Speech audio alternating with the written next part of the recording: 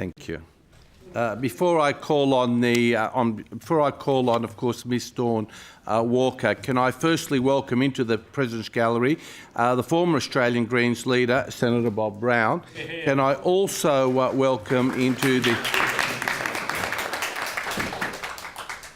Can I please ask the members of the public not to applaud, and I'd be very grateful. Can I also welcome into my gallery Mr Michael Rickard, again, partner of Ms Dawn Walker, and their three children, who will all be in the house for the member's first speech. The Honourable Ms Dawn Walker. Can I remind all honourable members that Ms Dawn Walker is about to make her first speech in this place. I ask members to extend to her the usual courtesies. Ms Dawn Walker. Thank you, Mr President. I'd like to first acknowledge the Gadigal people of the Eora Nation, on whose land we meet, and pay my respects to elders past and present. I also acknowledge that I have travelled to this place from Bundjalung land, and acknowledge elders past and present from this great nation, many of whom have done me a great honour by sending messages of encouragement as I make my inaugural speech today in this place. My local Aboriginal community has supported me so patiently and with great care by sharing with me their stories and wisdom and giving me a safe space to start to understand the rich, living Aboriginal culture that is going on around us every day, despite the best efforts to dispose, suppress and destroy these ancient and resilient First Peoples. The Williams family, the Slabs, Rob Appo, Auntie Bonnie, Auntie Kath and Auntie Jackie. I didn't think I'd start crying so early. You stuck with me and you taught me the importance of the long game, and I sincerely thank you. I would love to see more Aboriginal representation in this Parliament. Linda Burney has been the only Aboriginal member of the New South Wales Parliament, and with her departure for federal politics, we again have no Aboriginal representatives. New Zealand has had dedicated Maori seats since 1867. They have a treaty, yet in this country we're still dealing with the consequences of terra nullius. We should consider establishing dedicated seats in this chamber for Aboriginal people, elected by Aboriginal people. In 1998, the Standing Committee on Social Issues held an inquiry into enhancing Aboriginal political representation, including introducing dedicated seats, but unfortunately not much has progressed since then. I would like us to resume the discussion about facilitating Aboriginal representation in our political system to ensure that Aboriginal people and their communities have a direct voice in our democracy. I intend to consult and work with Aboriginal people about this and will work in this place to put this conversation back on the agenda, perhaps working towards a referendum at the next state election. As I stand here with you all in the oldest parliament in the country, I thank you for giving me this great honour to represent the people of New South Wales, and this opportunity to introduce myself and reflect on why I'm here, what drives me and what I hope to achieve. And I'd like to take this opportunity to thank the parliamentary staff and the other MPs who have welcomed me so warmly, all of you actually, and assisted me with great understanding and good humour as I acclimatised to life as an MLC. To be honest, I can't think of a greater privilege than to be sworn in as the 54th woman in this House and to give my inaugural speech on International Women's Day. I thank the Whip and the Leader of the Government for making the arrangements to enable me to speak on this significant day. With the Parliament currently exhibiting the inspirational stories of women in New South Wales politics, I would like to take the opportunity to acknowledge the enormous achievements of these women, both in political and public life. Their courage and tenacity to gain women the vote and represent the community in Parliament. These women also represent the many women who have supported, mentored and organised to ensure greater representation of women in our decision-making process.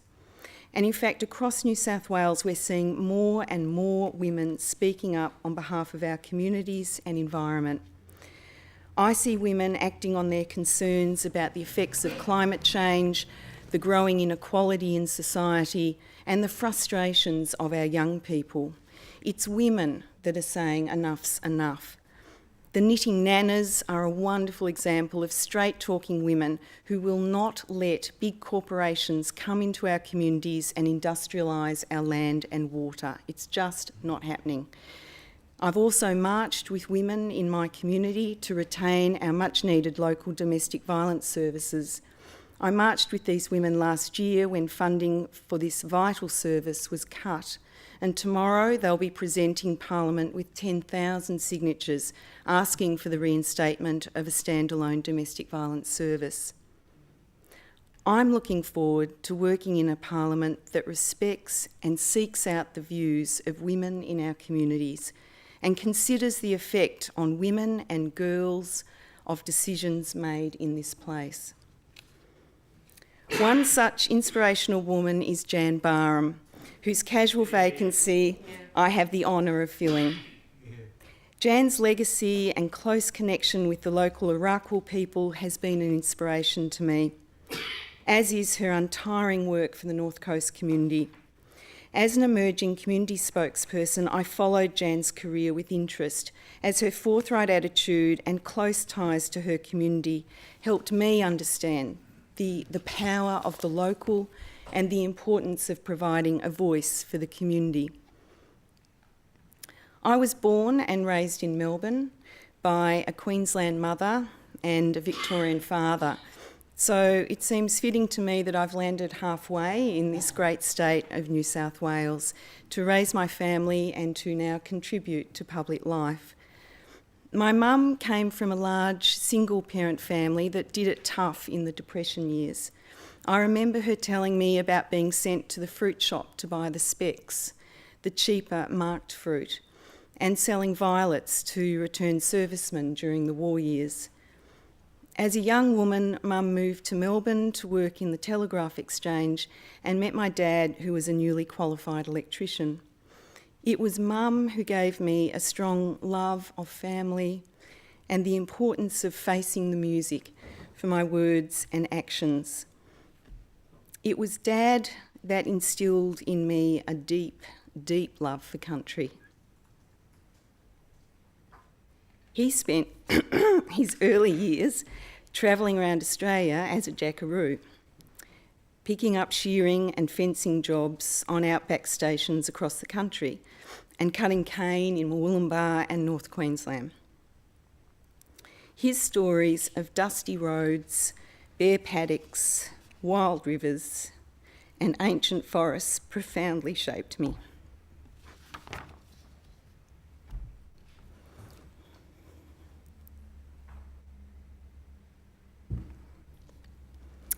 It was Dad that taught me how to work with the environment, not fight against it. How to tell the time without a watch. How to follow a river out of a forest. How to light a fire without a match. Dad also encouraged me to act on my convictions. And I remember being 11 years old and devastated when I learnt that a much-loved piece of local urban bushland was going to be clear-felled for a freeway. Dad taught me that if something concerns you or touches you, there's no point sobbing in your bedroom, you need to do something about it. And he showed me how to write to my local member and raise my concerns. I lost the bushland, but learnt that important lesson of taking positive action on things that you care about. I started my working life as a young graduate recruit in the Federal Department of Employment, Education and Training. This was a time when it was the head of the typing pool that could make or break your career, not your boss. And morning tea was signalled by the punctual arrival of the tea lady to your floor, and cigarette ashtrays were government issue. But more importantly, it was an era when the public service took great pride in providing frank and fearless advice to ministers of all political persuasions. I was first based in the Commonwealth Employment Service in a heavy manufacturing area and saw firsthand the human tragedy of Christmas layoffs and 10% unemployment, poverty, inequality and human desperation as jobs became scarce. And this had a huge effect on me personally. It was during my time at the CES that I witnessed the increased privatisation of government services, with the eventual wholesale transfer of job placement and training to the private sector. I became concerned about the shift of focus from supporting job seekers of all abilities to a profit-driven service. And so I left to become a policy advisor in the State Office of the Department and later the Department of Innovation, Industry and Regional Development. During this time, I was responsible for developing and funding TAFE programs to encourage women into non-traditional trades, to make TAFE more accessible to women, and to increase the flexibility of our national training system with the introduction of competency-based training and more equitable entry level through traineeships. It was about equity and access. And this gave me a passion for our TAFE system. Its historical roots in providing practical vocational skills to meet skills shortages and a second chance for people at an education and retraining opportunities for our workforce. I'm pleased to see this government is continuing this work by setting targets for women in non-traditional construction roles through its Infrastructure Skills Legacy program. We're seeing the benefits of this equity approach locally with construction works at Lismore Base Hospital, creating greater opportunities for women to enter traditionally male-dominated trades. And I hope the government will see fit to support the TAFE system as an important contributor to these goals. We need a vibrant TAFE system to train our young people in the skills required for our renewable energy future, with jobs in development, implementation and maintenance of wind and solar industries across New South Wales. My other passion is the environment, shared by my father, who loved nothing better than, after a long walk together in the bush, to kneel with me with cupped hands and drink from a freshwater river. And he would always say, he'd look up at me and say, "Isn't that the sweetest thing you've ever tasted?"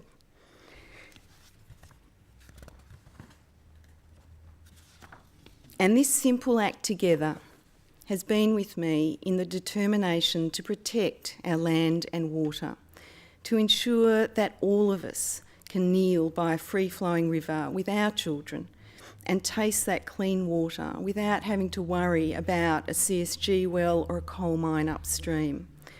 To speak up for the community's right to clean air, clean water, a safe climate and a fair society.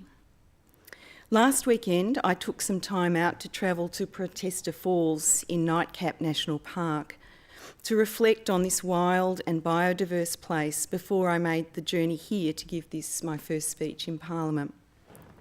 These ancient and dark forests on Bundjalung country were the site of the pivotal Turania Creek protests of the late 1970s, where local people put their bodies on the line to protect these forests from logging, including the first New South Wales Greens MP, Ian Cohen.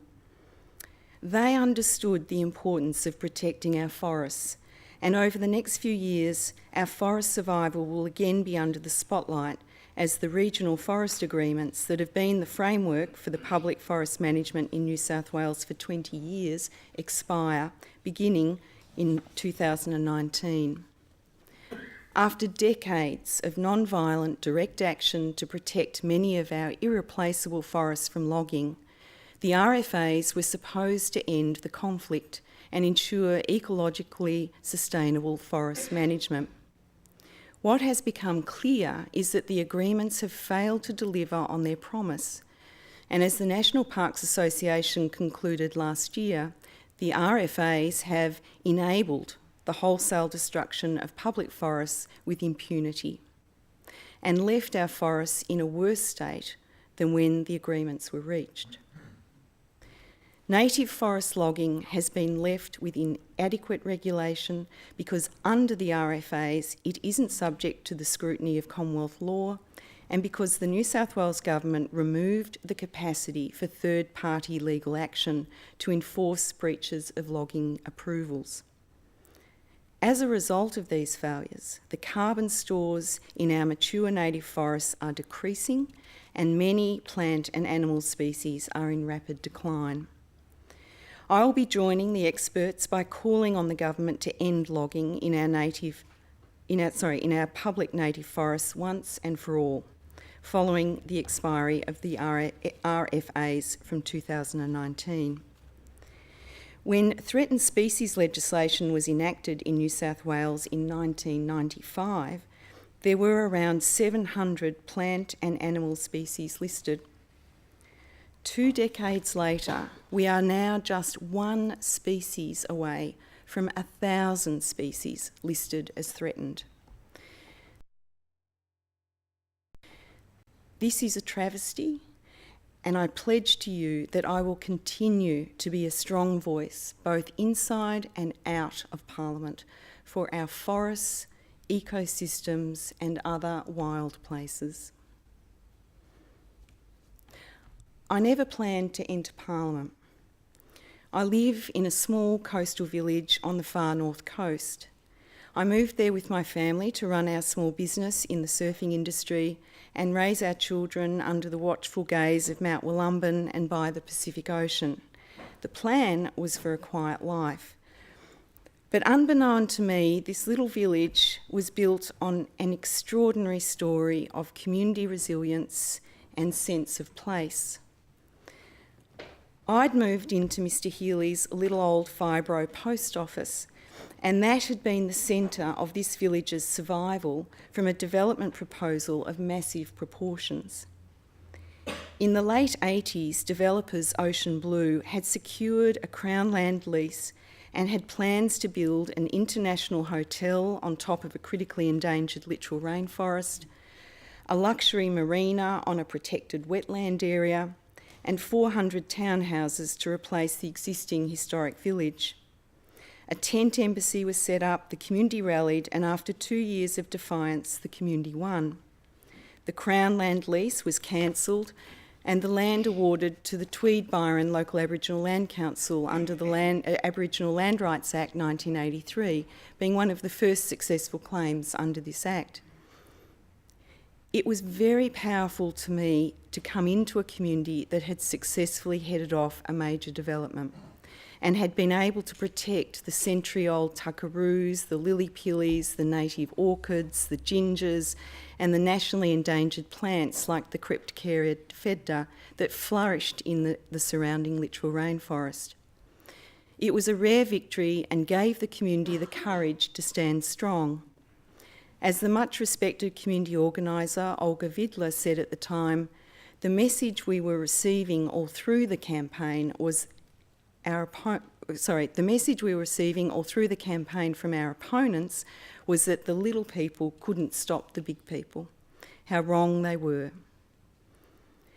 The spirit to protect this special place has continued, and an exhibition of Fingal women warriors was celebrated by the Tweed Museum on International Women's Day last year. And 4 fellow warriors are here with me today: Helen Toohill, Kay Bolton, Heidi Ledwell and Karen Morrison.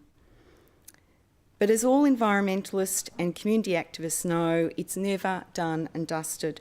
And I could see new challenges on the horizon, and I worried that although this battle might have been won, we might still lose through death by 1,000 cuts.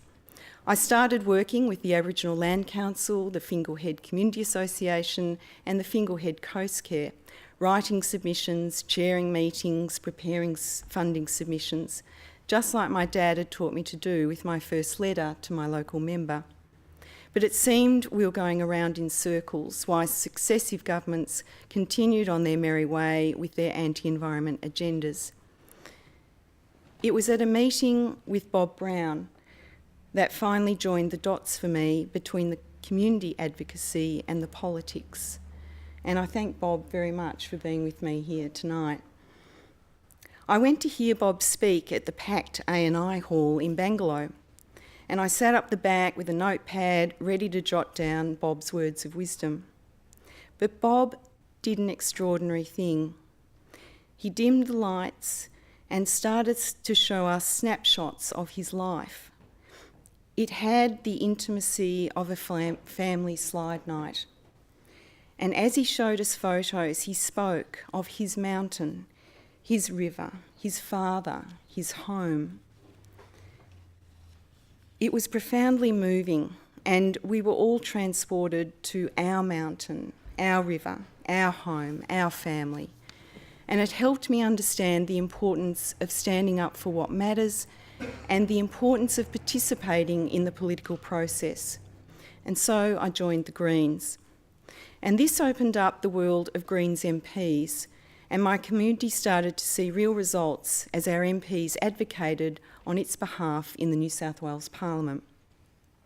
I worked with our MPs to oppose the destructive 1050 laws, which saw a developer clear fell a critically endangered forest in my region, and we helped expose PFC contamination on the Gold Coast Airport site, which is currently the subject of a major court action on behalf of the community. I camped beside Jeremy Buckingham at Bentley to stop coal seam gas invading our farmlands, and stood with Jan Barham to protest cuts to single parents' payments and to support our Indigenous community. Having achieved so much from our MPs, I could see the value to my community of a strong Green voice on federal and state issues. And as the lead candidate for Richmond in the last 2 federal elections, I saw the Green vote increase, and we forced the Labor incumbent to break party ranks and adopt the Greens' call to end fossil fuel subsidies. I've been active in our grassroots campaigning, which has seen the Greens take the seat of Ballina, nearly win the seat of Lismore, and return Green mayors in Byron and Tweed in my region. What the Greens do is give me a deep connection with grassroots campaigning. The members are the lifeblood of our party, and it's their passion and vision that gives me the drive to stand up for our community and our climate. There's never been a more pressing need for strong Green voices in our Parliament, and I want to see the Greens grow and be successful. Because in 10 years' time, I would like to live in a New South Wales that has embraced a clean energy economy, having implemented a just and robust plan to assist our communities through that transition. To have innovative small businesses thriving in providing technology and services to the renewable energy sector, and our young people trained in the skills required to build, run and service wind and solar farms across the state. I'd like to live in a New South Wales that values its precious biodiversity and starts reversing the decline of our threatened species. And I'd like to be in a Parliament where we're all working together to address the climate emergency before us. But it's my community on the Tweed that will keep my feet on the ground. A few days after the announcement of my becoming an MLC, I booked in to my hairdresser, who's a born and bred local. And we usually chat about politics, and he fills me in on the goings-on around town. But today I could see he wanted to ask me something in particular. And he congratulated me on my new position and politely inquired as to what I'd be doing in the job. And I explained to him that I was committed to initiating immediate action on our climate emergency, addressing social inequality and the rise of right-wing populism. And he kept cutting, and then he said, "It's just that there's a bush turkey up in the rafters of the bakery next door, and we thought you'd know who to call." And it was such a potent reminder that life goes on for most people. And it's a great privilege to be able to come to Sydney to participate in the decision-making process on their behalf, to ensure that legislation and democratic processes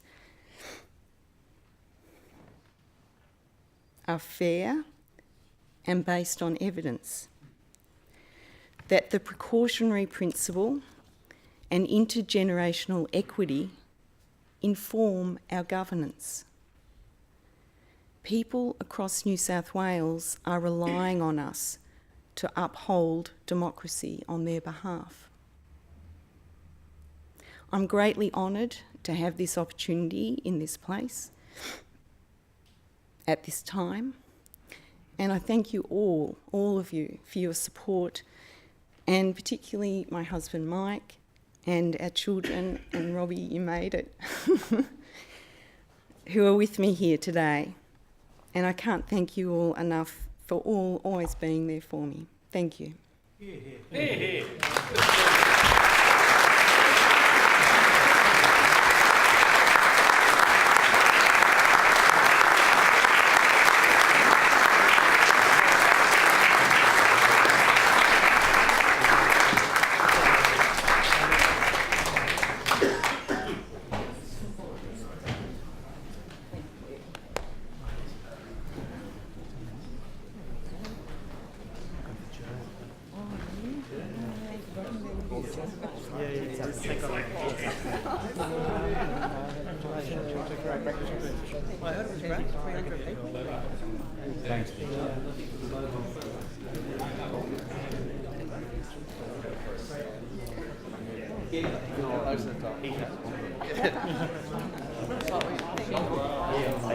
Go and say hello to Dawn.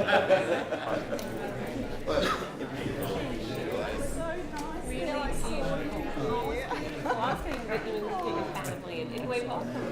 Fantastic. Well done. That was fantastic. Oh, thank you. Merging line. Merging together.